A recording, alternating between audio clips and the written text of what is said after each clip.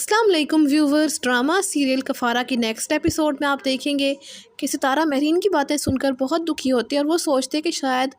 Mehreen aunty کی باتیں ٹھیک ہی تو ہیں۔ جب سے میں سالار کی زندگی میں آئی ہوں تب سے ان کے ساتھ برا ہو رہا ہے۔ انہیں اپنے ڈیڈ کی پراپرٹی اور بزنس چھوڑ کر ستارہ کی وجہ سے لوگوں کے سامنے جھک کر کام کرنا پڑ رہا ہے،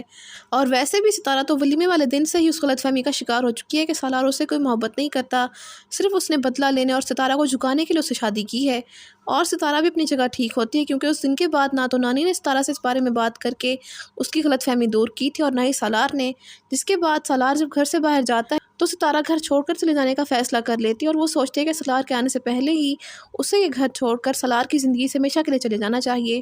تو ستارہ اپنا کوئی بھی سامان لیے بنا روتے ہوئے سالار کے گھر سے نکل جاتی ہے، لیکن اسے یہ معلوم نہیں ہوتا کہ وہ کہاں جائے گی، کیونکہ تایا تو نکاح والے دن ہی اسے اپنا سارے رشتے ختم کر چکے تھے۔ تو ستارہ وہاں جا کر خود کو اور تکلیف نہیں دے سکتی، اسی لیے وہ بنا سوچے سمجھے گھر سے نکل پڑتی ہے۔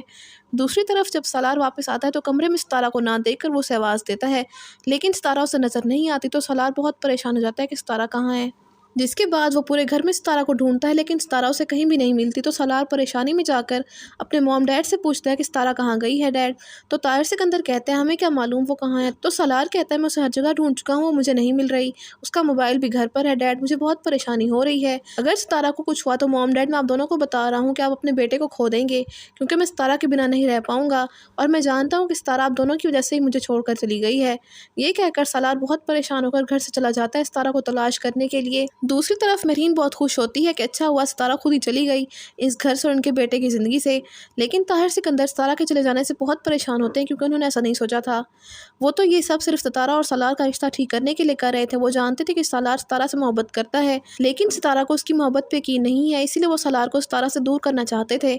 تاکہ سالار کی بے رخی سے ستارہ کو سالار کی محبت کا احساس ہو اور وہ بھی سالار کے ساتھ اپنا رشتہ ٹھیک کر لے۔ لیکن ستارہ کے اس طرح چلے جانے سے انہیں بہت زیادہ پریشانی ہوتی ہے اور انہیں اس بات کا ڈر ہوتا ہے کہ سالار اس سب کا ذمہ دار انہیں ٹھہرائے گا اور اس طرح ان کا بیٹا ان سے دور ہو جائے گا۔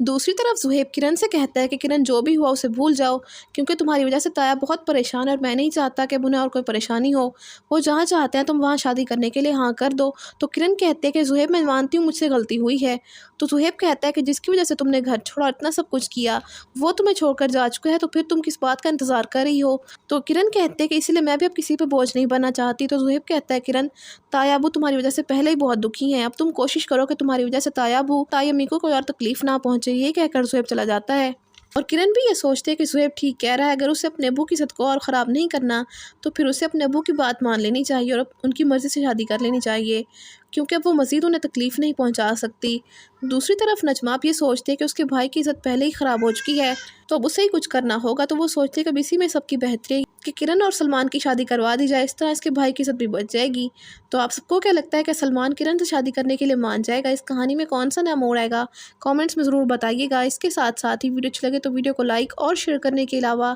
چینل کو لازمی سبسکرائب کر لیں تاکہ مزید نئی ویڈیوز بآسانی آپ کو مل سکیں۔ تو ملتے ہیں نئی ویڈیو کے ساتھ، تب تک کے لیے اللہ حافظ۔